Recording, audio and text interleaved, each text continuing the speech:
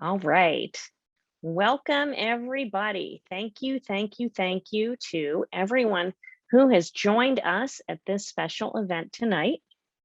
My name is Elisa Cahoy, and I am the Assistant Director of the Pennsylvania Center for the Book. And before we get started, I just want to give you a few little notes just to let you know how this event will go. We will have some time for questions following Sarah Mirk's presentation tonight, and you can feel free to type your questions in the Q&A box at any point during tonight's presentation, and you can also put them in the chat too. Both the Q&A and the chat are completely visible to everybody. And I want to turn off the chime so that we don't hear that on the recording as well. Or I think James can probably turn off the chime for people who are entering and exiting.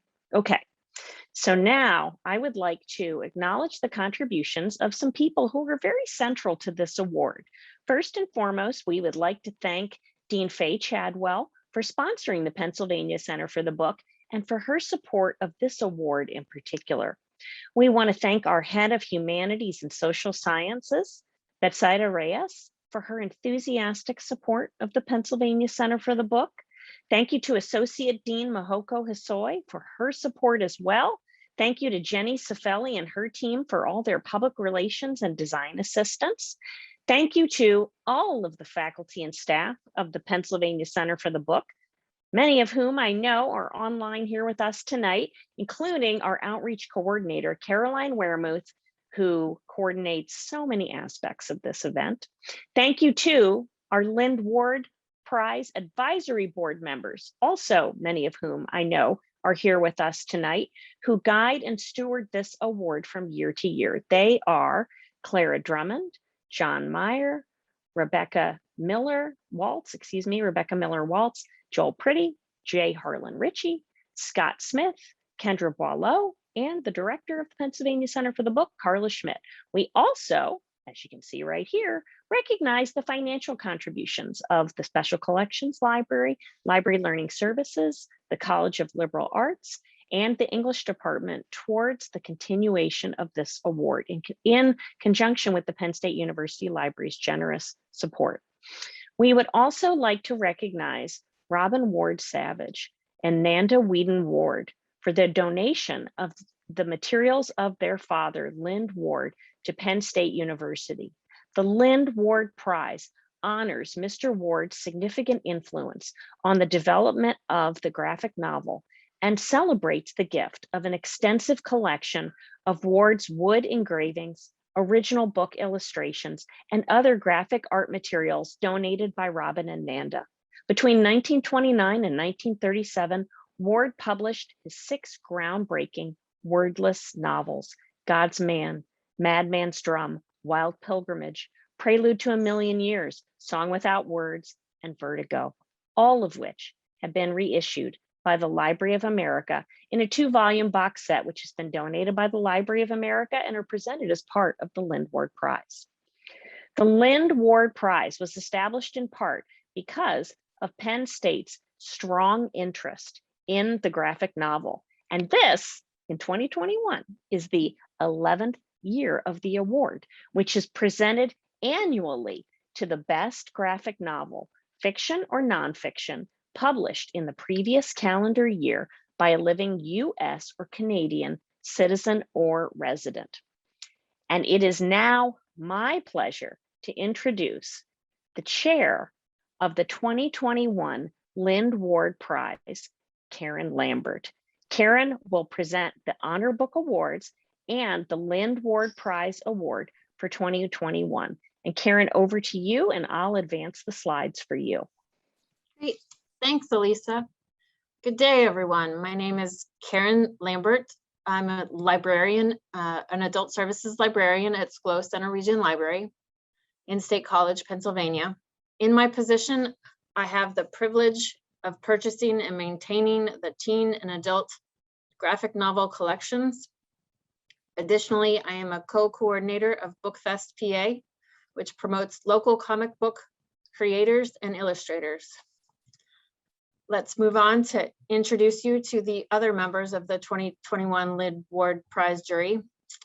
All of us connect with graphic novels through our professions or educational study, though of course that often blurs over into our personal lives as well. Charlotte Lynd is an assistant professor of education at Penn State University.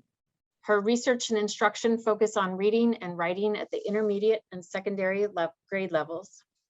Part of her professional focus on critical and culturally sustaining literacy consists of thinking with teachers and students about expanding definitions of what counts as quality literature or writing.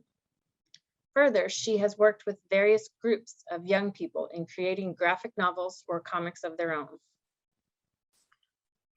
Victoria Mccrary is a Penn State undergraduate student, a passionate reader, creator, and game designer. At an early age, she developed her love for the arts, which continues to be refined throughout her educational journey.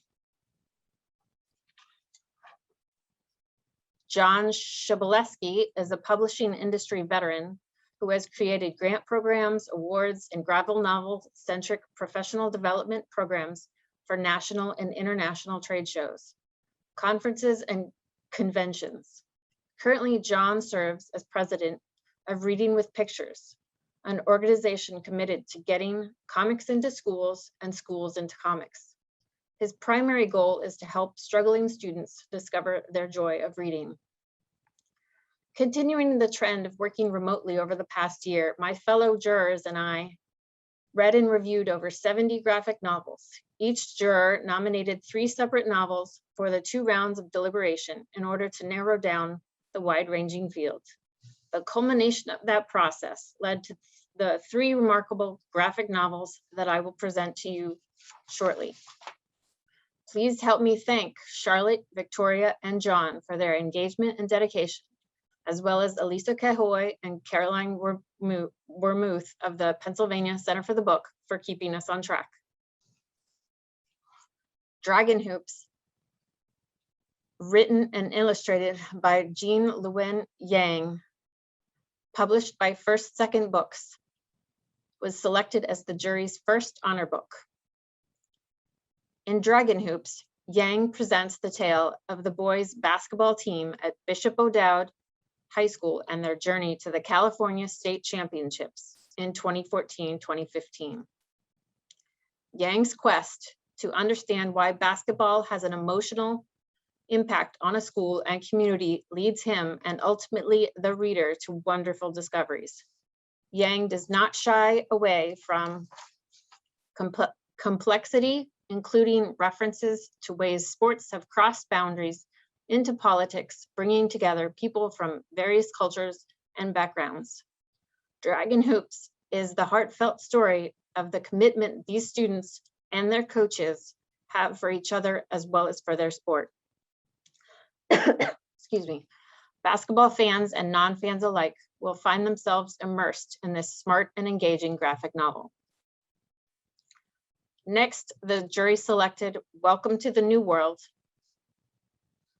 as its second honor book, written by Jake Halpern and Michael Sloan, published by Metropolitan Books of Macmillan Publishers. Following one refugee family's journey from Syria to the United States as Donald Trump was elected to the White House, this story is both heartbreaking and hopeful. The reader is given a firsthand and personal perspective of the overwhelming sense of change and upheaval a refugee family experiences leaving their country to live in the United States. Halpern and Sloan were able to balance the fear and the humiliation this family felt with moments of warmth and humor. This novel presents the challenges, sense of isolation, adventure, and risk of the immigrant experience. At this time, it is my great pleasure to announce the winner of the 2021 Lynd Ward Graphic Novel Prize, Guantanamo Voices, True Accounts from the World's Most Infamous Prison, edited by Sarah Mirk and published by Abrams Comic Arts. A solid example of graphic journalism, this novel gives a voice to the lives touched by the Guantanamo Bay prison, from prisoners and lawyers to social workers and military officers. The stories do not set up a clear good and evil, but instead lay out the details in an honest and thought-provoking, sometimes shocking, and often haunting way. Each narrative was created from firsthand interviews and illustrated by a separate artist. The unique styles of each artist keep the reader engaged, which emphasizes the individuality and humanity represented in each story. Congratulations. Sarah Mirk is with us. A few words about Sarah. She is a graphic journalist, editor, and teacher.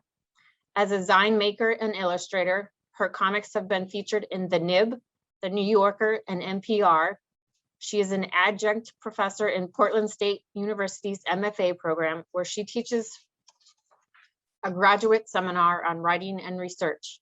In her free time, she befriends strangers' dogs.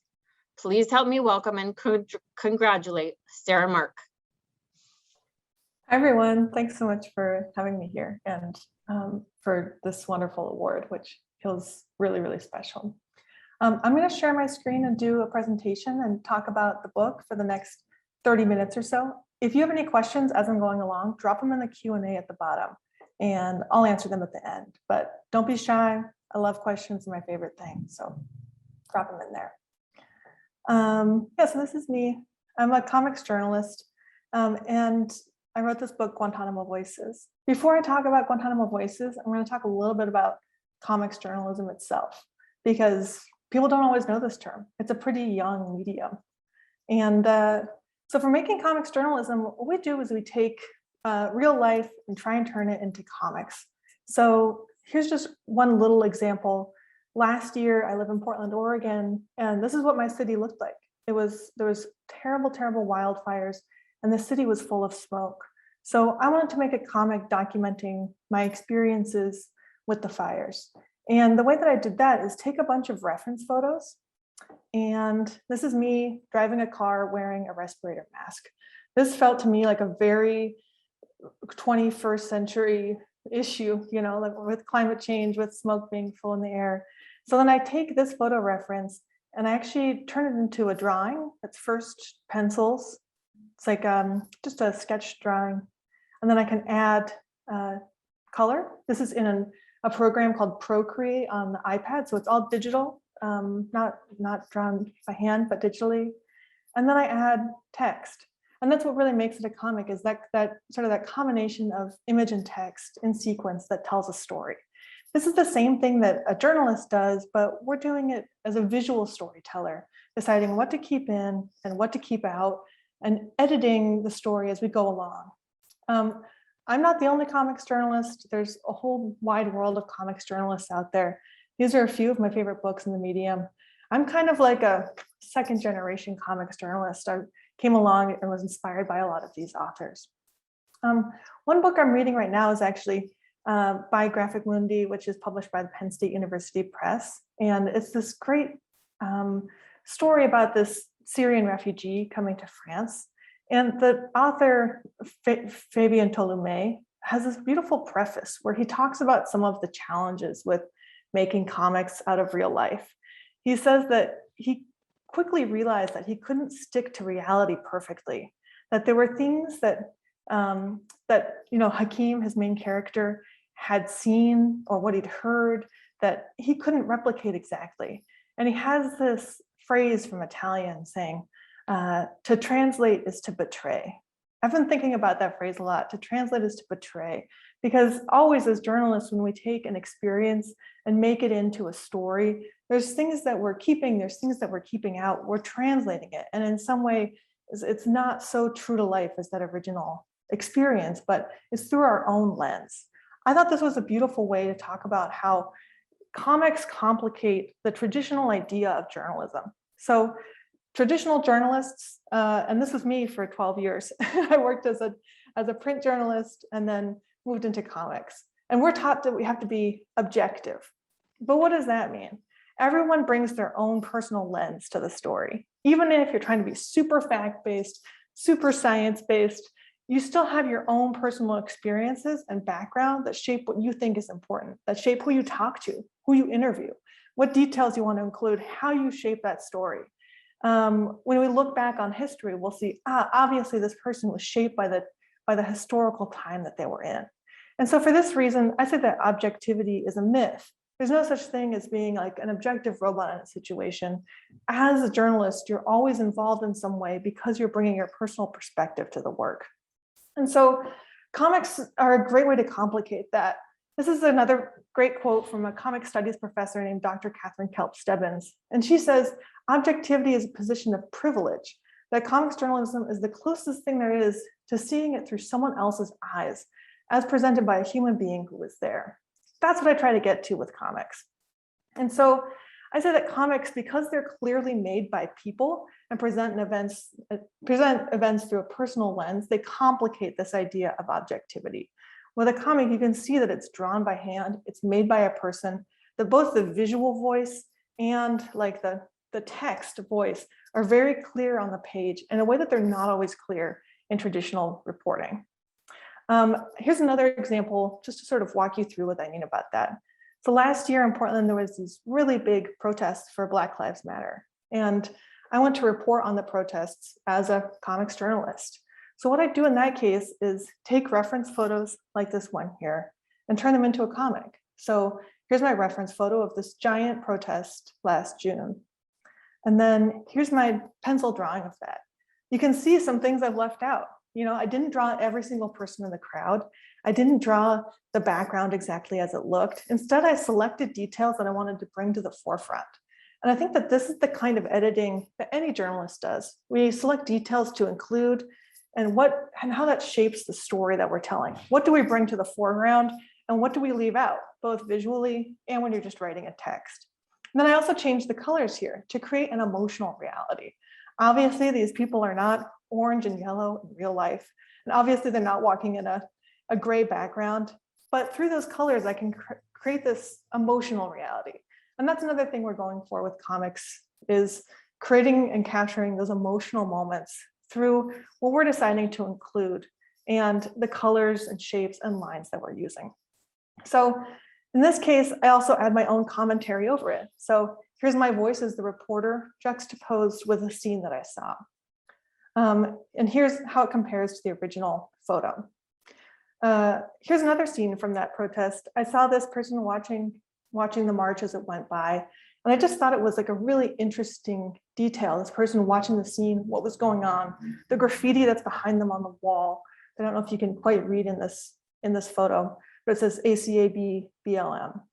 And so when I turn this into a comic, there's some things I'm definitely going to keep and not change. So for example, if someone's wearing a uniform, like this person is, they're clearly a restaurant worker based on their clothing. That's not something I'm going to change because that has symbolic visual value. If someone is wearing a specific uniform or dressed in a certain way, especially if it has symbolic value, that's something I'm going to keep because it means something. But some other details I feel comfortable erasing because I want to bring that attention to the thing that I'm interested in here. So in this case, I didn't include all the graffiti that was on that wall, just the ones that I thought like spoke to the themes of this march. And then there's also some other little visual details of the building that I took out to try and keep that visual focus on this person who's watching it and this graffiti behind them. And then obviously I pair that with what I'm hearing.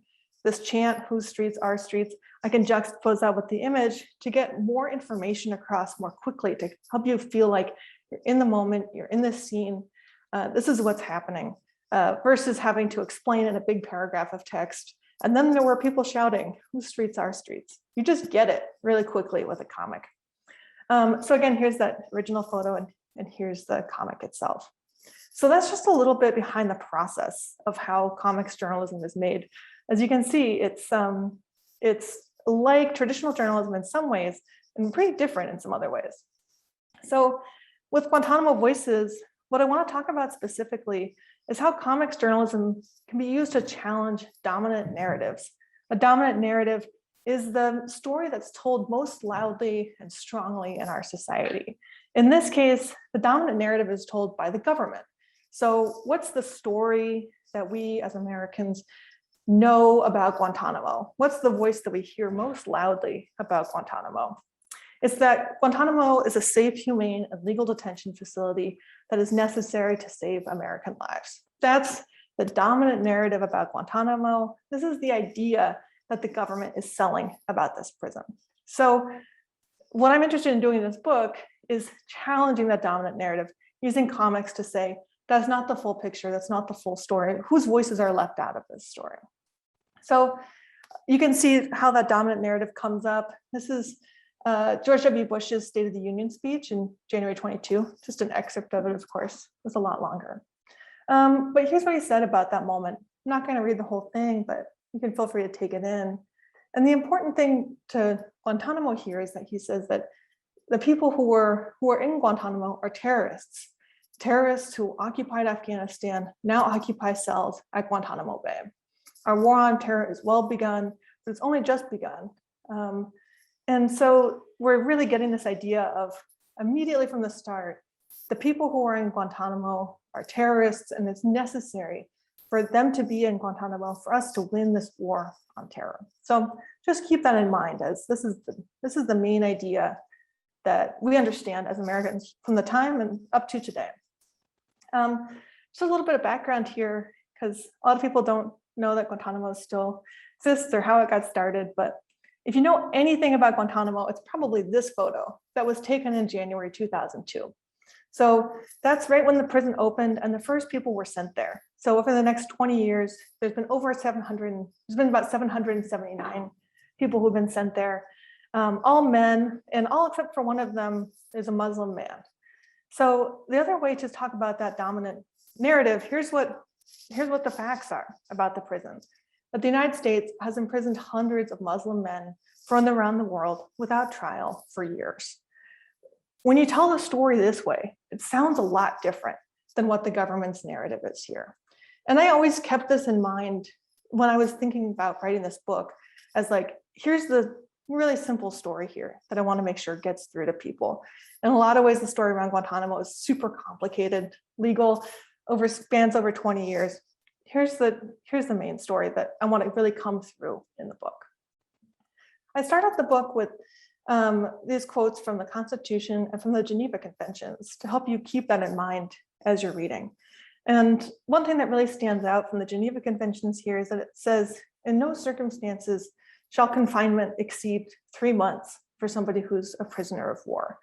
So I started the book this way because I really want to center this thinking in people's minds as they start to read about the story and think about how long the prison's been open, which is 20 years now.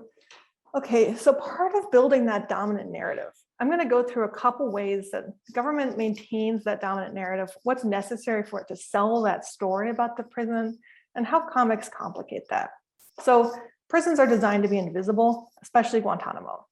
Guantanamo is located on an American military base on the southern side of Cuba.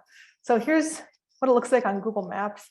As you can see, Google helpfully notes that the prison is still open, open for business. Even on the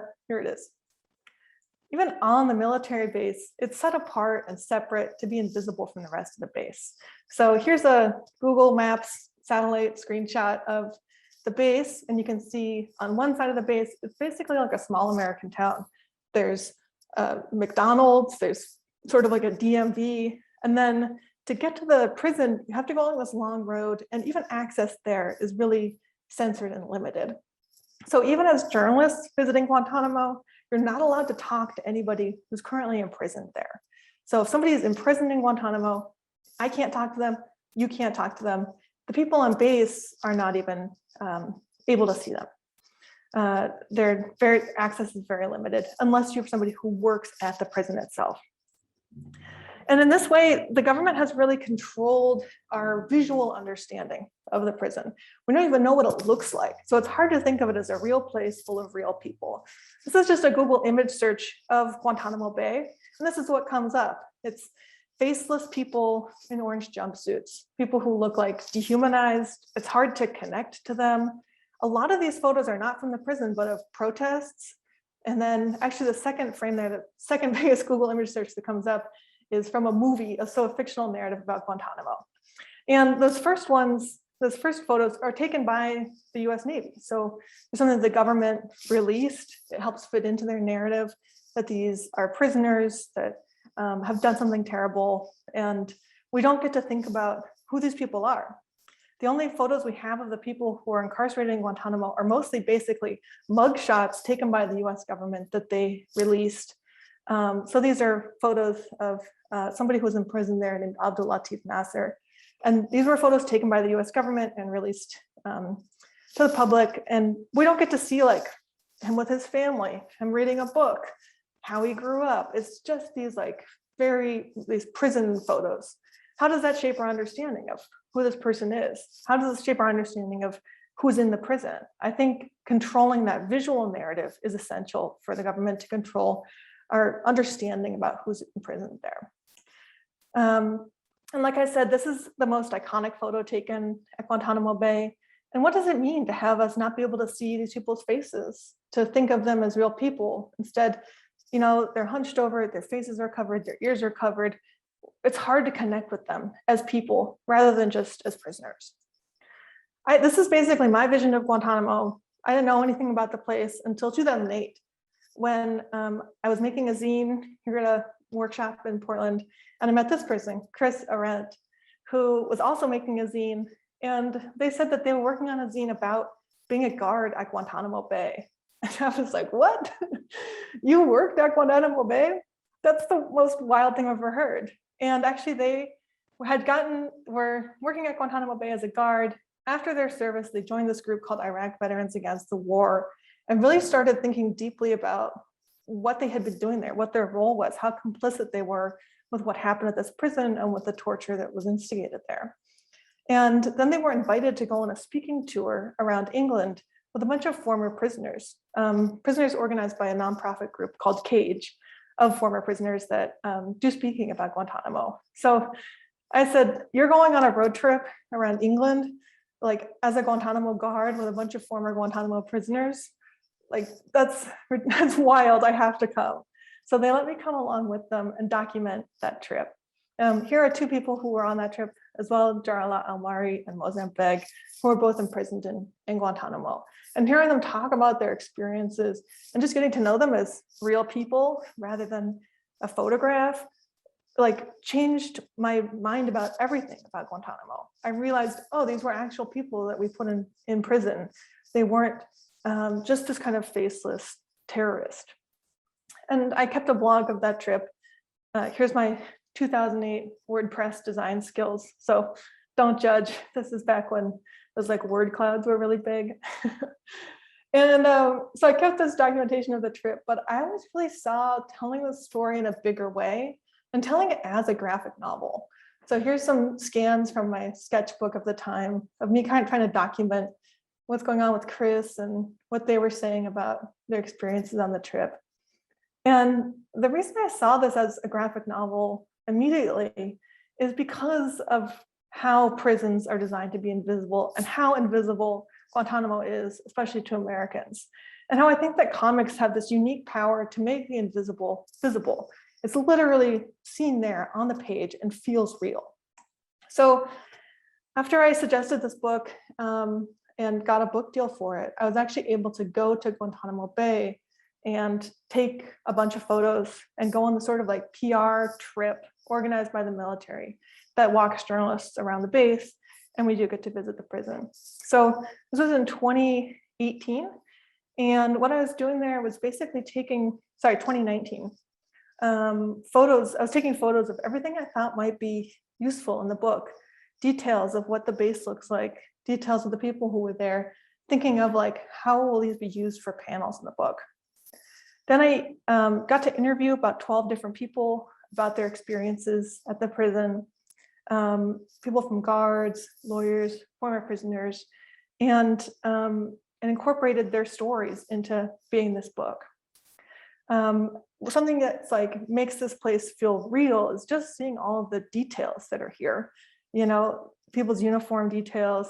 These are the types of coffee that were available in the dining hall. These are like the only two types of coffee you could have on base. So choose whichever sounds better to you. And then I worked all of those interviews and details into being a script for the book. So this is the script for the first page of the book.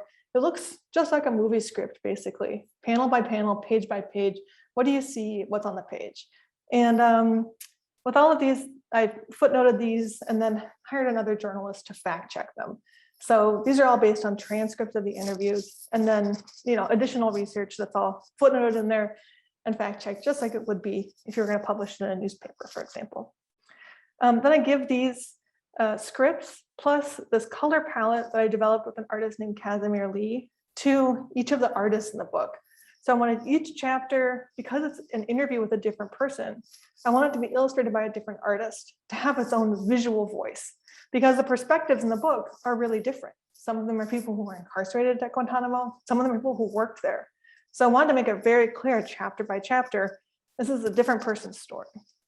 So we developed this sunset tones color palette and gave that to each of the artists along with the scripts. And what they did is work through each chapter, doing first thumbnails, so looks a little messy, and then pencils, then colors, and then here's the final page. And you can see how it compares to the photos that I took. These are reference photos that Hazel used for this chapter. Okay, the second way that the government really maintains its dominant narrative at Guantanamo is disguising what's happening there based on the language that it uses to describe the place. So this, for example, might look like a prison, but according to the government, it's not a prison. It's a detention facility. At Guantanamo, there's all sorts of sort of language loopholes like this, where the way that we just would describe something in reality is not the way it's described there. Some of these are legal definitions, meaning that they can take different actions legally because they've declared something to be different. For example, not a prisoner of war, but an enemy combatant. And as a journalist, it's often really difficult to decide what language to use to describe things, because do you use what the government says something is, or do you use like what you think is more accurate? And it's cool with comics, there's this tradition of being able to insert yourself as the author to sort of show yourself reporting the story. This is something that a lot of comics journalists do, where they draw themselves into the frame reporting the story in an effort to be more transparent and to show how they're thinking about this whole process, how they're thinking about writing this and approaching this. So in this case, I could draw, ask Hazel, the artist here, to draw me kind of having a conversation with the person who organized the PR tour at Guantanamo about this language. I could ask him, his name's Commander Bashaw, like, you call this a detention facility, not a prison. What do you call the people who were imprisoned there? And then, I think it's really helpful to be able to show us kind of like working through this language. And I wound up using prison in the book rather than detention facility. But I think it's important to show like me as a journalist interrogating this, pushing back against it, questioning it, rather than just using the language that the government has told us to use. And I think that that's something that that's much more difficult to do in print journalism. There's not the same tradition of inserting yourself into the story and being able to draw this kind of back and forth in this way. The other great tool that comics have for getting around that jargon is that comics are great for getting around censorship. Because comics can travel through space and through time, you don't always need permission to go somewhere in order to write about it or draw about it. So for example, at the prison, we weren't actually allowed to talk to anybody who's imprisoned there. So even on the tour of the prison, the best we could get is taking photographs of an empty cell. This is the prison library. So I could take photos of the books that people were reading, but not, actually talk to the people themselves. But I could interview people who had been incarcerated there and have them tell their experiences, and then have an artist use both reference photos and their imagination to tell that story. So this is a few panels from a page that was written by a prisoner named Mansour Adafi about his experiences in Guantanamo, illustrated by Kane Lynch. Obviously, we don't have photographs of this happening. It's based on a story Mansour told us about what happened, but we can show his experiences whether or not the government allows us to go in there and take photographs of that. Same thing with the chapter that's by the former prisoner named Mozambique. The artist Mccrary can draw what he experienced without actually being allowed to go in there. That's part of that power of comics, to travel through space, to travel through time, to show us what this person felt and experienced. And I just love Omar's drawings here. His art style is so expressive and so raw to really capture that emotional reality, that strong feeling of this experience. You can also capture a lot of the super weird things at Guantanamo. So for example, there's the McDonald's that's there. And when I was there on base, there was an escape room happening, which is not something you could make up. So this is an escape room hosted for the people who worked on base, organized by the library. And those are the kind of details that you can put into a comic to make it feel like this is a real place full of real people, to make it feel as real as possible.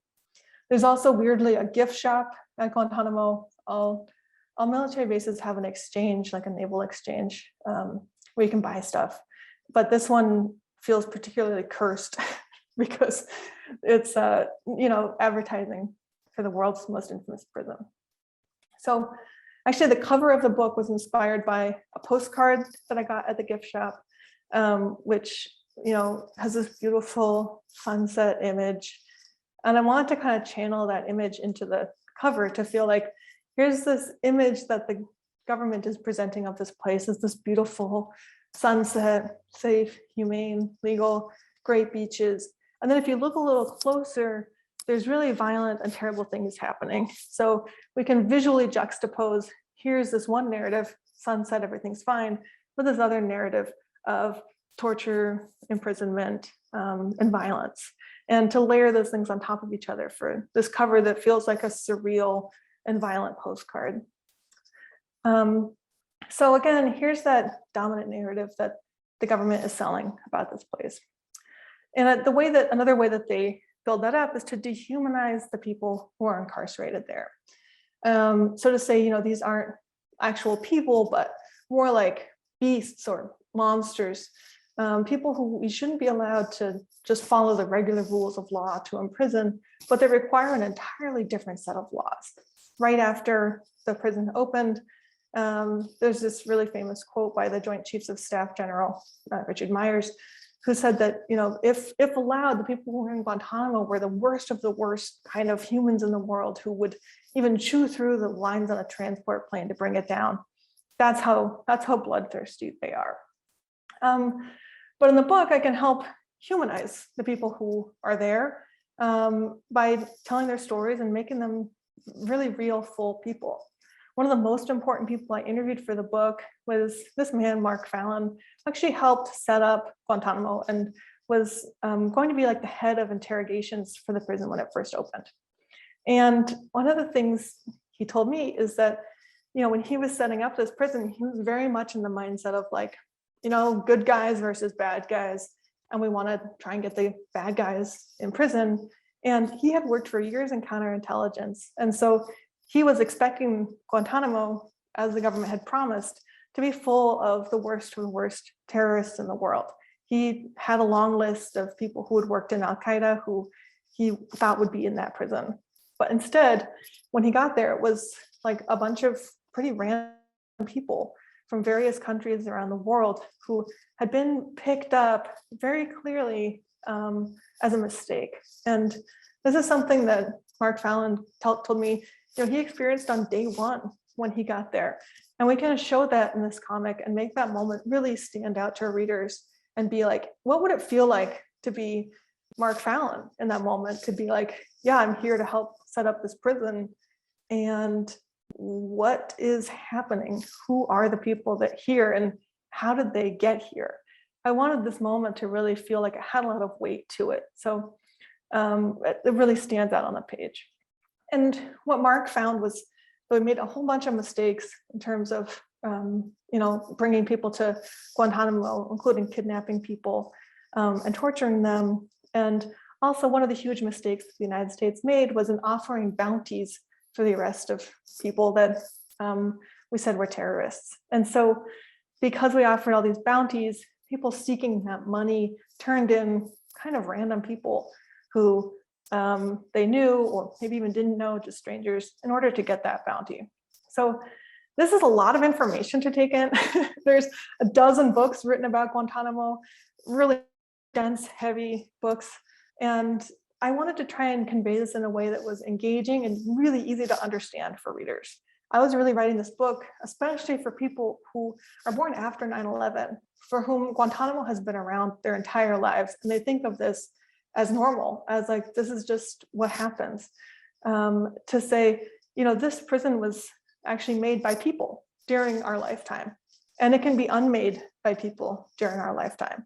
Here's how this happened, so that we understand how we got to this point and hopefully how we get away from it. And so I wanted this information to feel like it was very easy to read. And even though it's a really dark and terrible topic, to feel like it's something that we can face. It's something we can't turn away from. And hopefully that comics makes it easier to do that, because the information is just easier to understand visually. To explain something rather complicated, like that whole bounty system and how the wrong people wound up in Guantanamo, we can do that in just a few pages in this visual narrative versus having to take like a really dense book to get to it. And I think that this is something that somebody who's 17 or 18 or 19 or 20 is more likely to pick up and read, and hopefully will resonate with them than one of those history books you have to really seek out and find.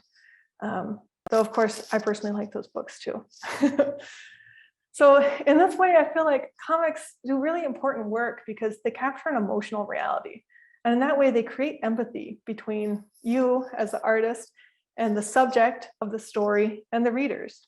So that was the most important thing I wanted to build here, to counter that dehumanization, that stigmatization that our government built up. All of Guantanamo is built on a foundation of racism, Islamophobia, and xenophobia. So in order to counter that, it's important to have people really connect with and resonate with the stories of the people who were imprisoned there. So here's the story about Mozambique, again, who was imprisoned there, drawn by Mccrary. And I think comics are special because you can see what he's wearing, what his house looks like, what he was feeling in this moment when he was kidnapped from his house by forces and then sent to Guantanamo. So this page captures that emotional reality that he was feeling in that moment and can create that kind of empathy that can challenge the idea that this person doesn't matter. This person, we shouldn't care about what happens to him. Here's another chapter in the book illustrated by Tracy Chawan. And I think that like the emotion that she captures in people's faces is so profound. I love the empathy that she creates with the reader by just being able to look at this person's face and think about what they're feeling. In this case, this chapter is about a lawyer named Alka Pradhan. And what she's thinking about is she's trying to best represent this person who's incarcerated in Guantanamo, how difficult that is. And I think that Tracy does a really beautiful job capturing that with this really bold line work and these colors that bring out such feeling. And then there's lots of moments like this in the book where you get to pause and think and reflect. This is art by Alex Vegas about a man named Matt Diaz. And I wanted this page to feel contemplative. With comics, you can create a lot of pauses and those spaces for reflection and contemplation. There's really clear markers of like, this is a time for you to take it slow, to think about what's on this page and what people are feeling, to create those emotional spots for rest and reflection. And I think this is my final point. This is my second and final point. So I think what's just as important is that comics can really help us connect. So in addition to building empathy, they really do help us connect as people. I have this chapter in the book about a lawyer named Shelby Sullivan Bennis, and she talks about writing letters back and forth to her client, Abdul Latif Nasser. This is Abdul Latif Nasser, who we saw before. These are the only photos I'd ever seen of him before I started working on this book. So I didn't know anything about him except basically these mugshots. But when I finished a draft of the book, Shelby sent it to to Abdul Latif Nasser in Guantanamo, and he wrote this letter back to her. And it's a little bit difficult to read, but he says, regarding the comic book, I think it is a clever attempt from the author to draw attention to our suffering in a funny way. And seeing this letter written in his handwriting just like made everything so special to me, because we were able to reach across this cavern that our government had tried to create between us, to say, don't think about this person. They're not even worth your time thinking about. Like, don't think about this place or what we're doing to him. And then to be able to connect with him across that chasm and have him write something back in his own handwriting and see it just meant everything to me. And then actually he was released from Guantanamo this last summer, which is really, really good news. He had not been released by the time the book was finished, but is now out. And you know, unlike him, the Guantanamo Bay is still open. So there's not really an end to this story now, because the story is ongoing. And I think that's the last thing I'll say, is that comics really help us face the tough stuff. You know, there's never a good time to talk about Guantanamo. And we say around September 11th that we should never forget. But what is it that the government has wanted us to forget? What are the politics of forgetting around Guantanamo? And it's not great cocktail party conversation to talk about this prison or what we've done there. This is a page from the book about another lawyer who represents people at the prison, by this artist Mccrary. And at this point, he's reflecting on how many parties he's ruined by bringing up Guantanamo, and how much this vision of the prison is always in his mind. So this is not a happy story. It's not a fun story to tell, but I think it's a really essential story to tell. Part of who we are as Americans, having done this, it's really important for us to face not only the history, but our present. And I always say with comics, what stories do you, who are listening right now, what do you want to share? And more importantly, what stories do you want to challenge? And how can comics help with that? So thank you so much. That's my presentation. And if you have any questions, drop them in the Q&A. I'm happy to talk. Thanks for sticking around. Can I jump in with the first question? Yeah, go for it. The use of the anthology for this, I thought was really fascinating, and it feels very natural, but there was a point that, when did it make sense to you to go with an anthology? I thought of it immediately as an anthology. That's a good question. Most comics journalists make their work on their own. So they'll go off and report on something for years, spend years drawing the book, and then release it. But all of my work is collaborative, whether it's this book or otherwise.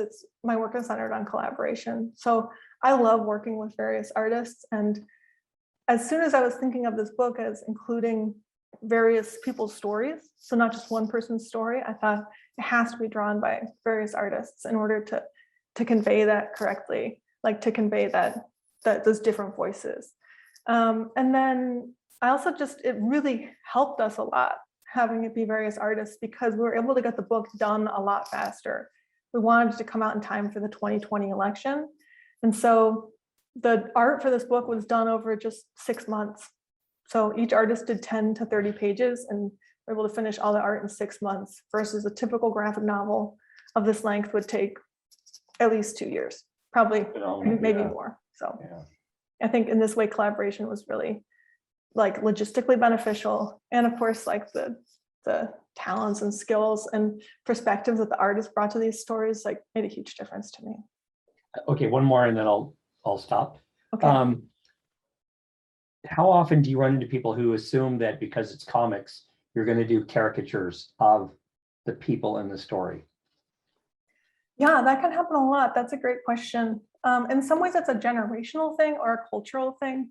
People who have not been exposed to serious nonfiction comics before think that it's going to be funny. And so sometimes that can be older folks who, grew up reading newspaper comics and think of comics as peanuts, And sometimes it's cultural, just people who haven't been exposed to this kind of work before. And so what I always do is send them something that I've done as an example. So when I'm emailing people asking to interview them, I send them other nonfiction comics I've done and say, it's going to be like this. And hopefully they click through and actually read it and understand that it's not a caricature, it's funny. I mean, it's not funny. For this book, I actually got a really positive response from most of the people I wanted to interview. I was really worried about that, about them thinking it was going to be making fun of them. And instead, they were really excited about the idea of reaching different audiences through comics. There's been various books, movies, podcasts about Guantanamo. And so I got a really positive response from people who said, I think that that telling it as a comic can help like bridge a different culture and get especially younger people to care.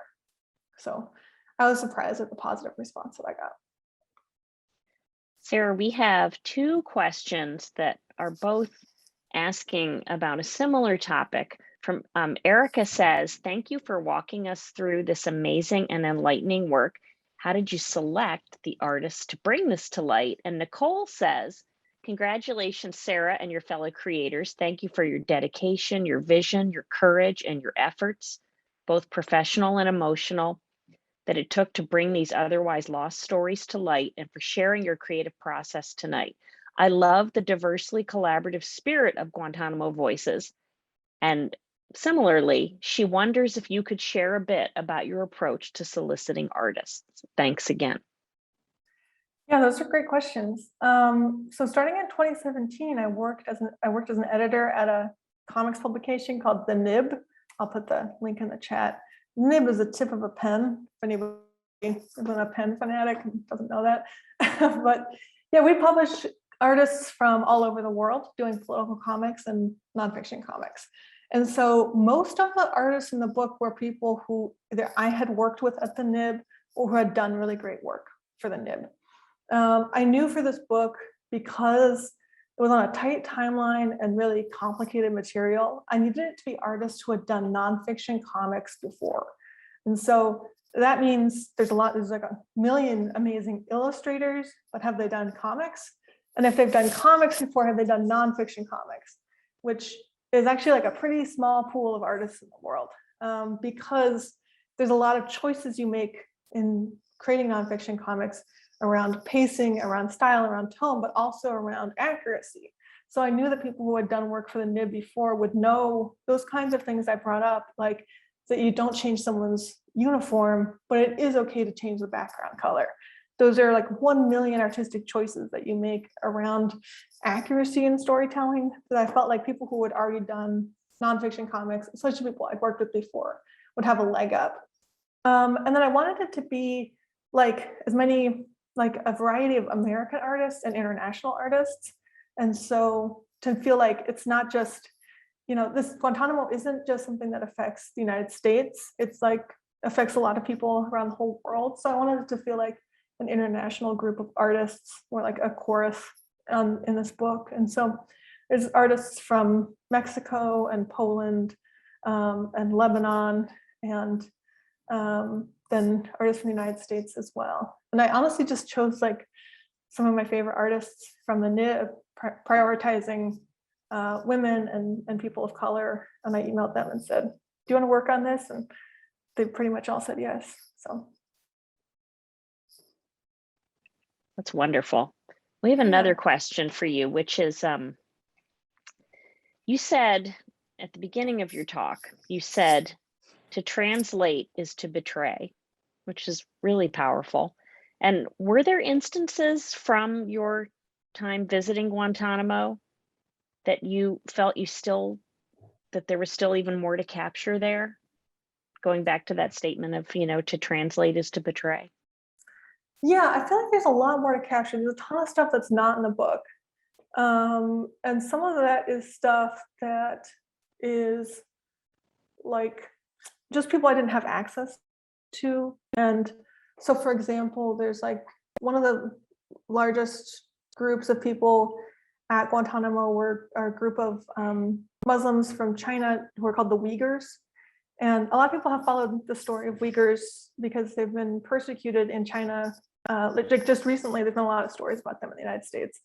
But I couldn't find anyone to talk to who was a Uyghur who had been in the prison. So that's, for example, a story that's really left out of the book, just because I wasn't able to get access to it. And then there's a lot of stuff around just like other issues that I felt like I don't have space to go into this, but it's very interesting. So for example, the doctors who work in the prison at Guantanamo Bay cover up their name tags and don't tell you their names, and they often don't even list it on their resume because it's potentially seen as like as a crime, as a war crime to work there, or to be a doctor who's administering care in an illegal place. They could face repercussions for that, personally and professionally, because they're doing things like force feeding prisoners. And that's something that I think is really interesting. And I did talk briefly to one of the doctors that worked there, but I didn't really have enough material to go into that kind of stuff. So there's a bunch of little stories, they're not little, but they're just like parts of the story that I didn't feel right squeezing in. You know, it felt like I don't want to spend like 2 panels on this. It's better to go deep and focused rather than trying to cram in every single piece of information. The good and bad thing about comics is that they're very brief. You don't get a lot of text. And so there's some interesting facets like that. I would also love to hear Cuban perspectives on Guantanamo. Actually went to Cuba after going to the prison and went back to the United States and then went to Cuba, kind of hoping I would be able to find some Cubans to talk to about Guantanamo, and it didn't happen at all. So Cuban perspectives are missing from the book, which is not good. And I would love to know what Cubans think of the prison. And, you know, basically all the Cubans I talked to in Cuba were just like, yeah, the prison sucks. What do you expect from the United States?